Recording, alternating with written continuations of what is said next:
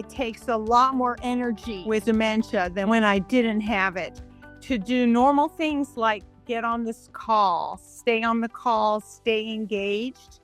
And that's what it is. By the end of the day, my brain is tired, I'm tired, but yet I have to get up the next day and start all over again. That's what I'm dealing with. When I'm mentally tired, it affects the rest of my body. Like, it is hard to get from point A to point B. But I kind of liken it like every morning to having a full tank of mental gas. And usually by 7 or 8 o'clock, I'm out of gas. Don't ask me any questions. I don't want to have to think about anything because it's just not there. That energy is just not there. With cognitive fatigue generally, so not with us, but with people whose brains are working just fine, time off task, so taking a break, resting, can completely replenish the resources. But for me, and I assume the rest of us, taking a break can be helpful, but you're not getting the level of replenishing that most people do. And I feel like that's something that a lot of people don't understand. Like my family, like, oh, well, you took a break, you should be good now. And I think it's just, we don't replenish those resources to combat the fatigue in quite the same way. I try to group my tasks together so I don't have to shift mental gears as much. So if I know I have to do things on the computer, I try to group those together so that I'm doing them all at once. And for me, I have to keep things as calm and as stress-free as possible. And that helps me maintain my energy during the day. If things are too chaotic, noise is a really big thing for me. I just can't deal with noise. Loud noise, constant noise, it just wears me down. So I can't concentrate. It just takes so much to concentrate through that.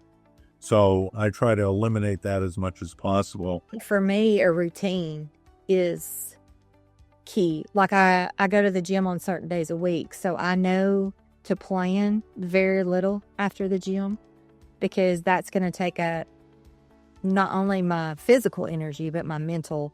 I'm going to feel better and mentally sharper, but then the physical fatigue is going to kind of come in. So I think my days are pretty much exactly the same. And I'll even like get up in the morning when my husband leaves for work and almost like make out an agenda. And I don't beat myself up if I don't get to it, but it helps me stay on task. So maybe I use a little less mental energy trying to figure out what I'm doing next. If I kind of do it on the front end and say, okay, I'm doing this, I'm doing this, I'm doing this, and give myself that structure.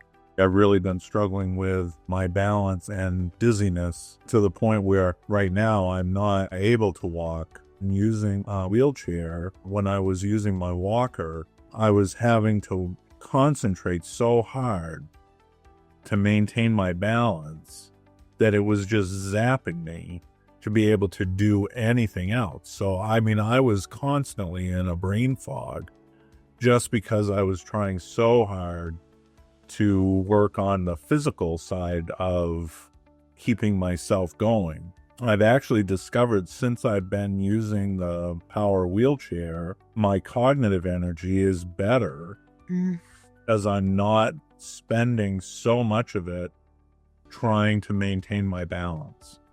And so I've had to grapple with the trade-off between, do I want to be able to just, go, but not have any brain power once I get there?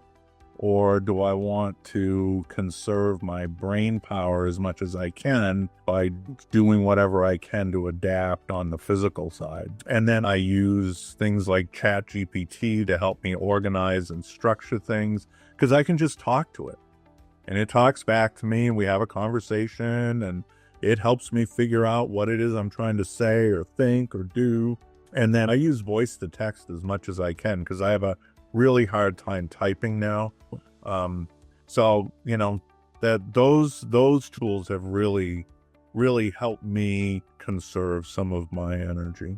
A shorthand for thinking about how you're going to use your resources, your energy, your battery, kind of whatever word you want to use. The idea that, you start the day with 10 spoons. And everything that you do requires a spoon, like a ticket to a carnival ride or something. And in this case, it's draining of cognitive resources. And so you have a finite amount of spoons and you have to choose, how am I going to spend these across the day? And when you're out, you're just kind of out.